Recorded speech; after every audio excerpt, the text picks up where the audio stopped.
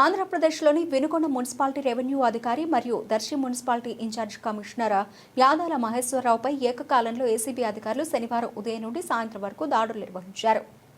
ఆదాయానికి మించిన ఆస్తులు కలిగి ఉన్నారనే ఆరోపణలపై దర్శి, నర్సరావుపేట, సత్తెనపల్లిలలో సోదాలు చేపట్టారు.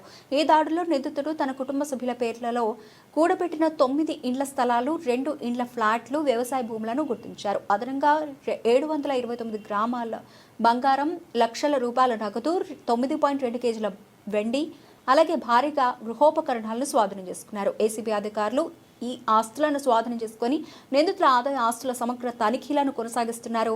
అధికారులు కేసు ఫిర్యాదు, ఆర్థిక లావాదేవీలపై మరిన్ని వివరాలు సేకరిస్తున్నట్లు తెలిపారు. యాదల మహేశ్వరరావు ఈయన 1998లో మున్సిపల్ అడ్మినిస్ట్రేషన్ డిపార్ట్మెంట్లో జూనియర్ అసిస్టెంట్గా ఎన్లిస్ట్ అయినాడు. 2019లో రెవెన్యూ ఆఫీసర్గా ప్రమోషన్ వచ్చింది. ఈయన సర్వీస్లో నెల్లూరు, సత్తెనపల్లి, వినుకొండ, చిలకలూరుపేట, నరసరావుపేటలో పనిచేసినాడు. 2023 నుంచి దాదాపు 3 ఇయర్స్ నుండి ఇక్కడ ఎఫ్ఏసి మున్సిపల్ కమిషనర్గా దర్శి పట్టణంలో పనిచేస్తున్నాడు.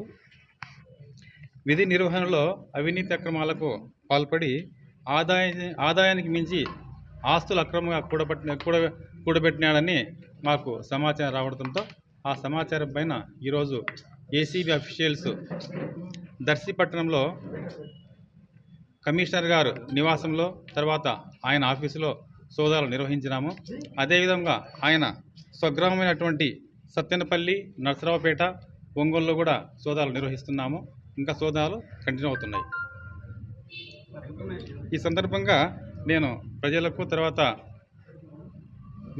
ఏసీబీ తరఫున రిక్వెస్ట్ ఏంటంటే, టోల్ ఫ్రీ నంబరు 1064 ఉంది.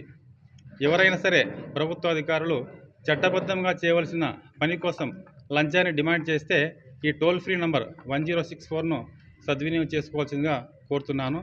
అదేవిధంగా విధి నిర్వహణలో ప్రభుత్వ అధికారులు ఎవరైనా అవినీతి అక్రమాలకు పాల్పడి అక్రమంగా ఆస్తులు కూడబెట్టుకుని ఉంటే అటువంటి వివరాలను, ఆ అధికారి యొక్క వివరాలను కూడా ఏసీబీకి తెలియజేస్తే చట్టపరంగా చర్య తీసుకుంటామని తెలియజేస్తున్నాం. ఇప్పటి వరకు ఈయనకు సంబంధించి కొన్ని డాక్యుమెంట్స్, ల్యాండెడ్ ప్రాపర్టీ, కొంత గోల్డ్, క్యాష్ దొరికింది. ఇంకా సర్చెస్ కంటిన్యూ అవుతూ ఉన్నాయి. అప్పుడే చెప్పలేము, ఇంకా సోదాలు కంటిన్యూ అవుతున్నాయని చెప్పలేము. చెప్పలేము. డాక్యుమెంట్స్ దొరికినాయి, ప్రాపర్టీస్ కూడా.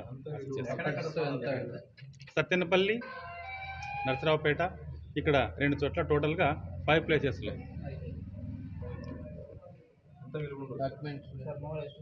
అది ఎస్టిమేషన్ వేస్తాం, టైం పడుతుంది. అంటే అతని ఆదాయం చట్టబద్ధమైన ఆదాయాన్ని మించి ఉంది. అది ఇంకా కొంచెం టైం పడుతుంది. Okay, thank you.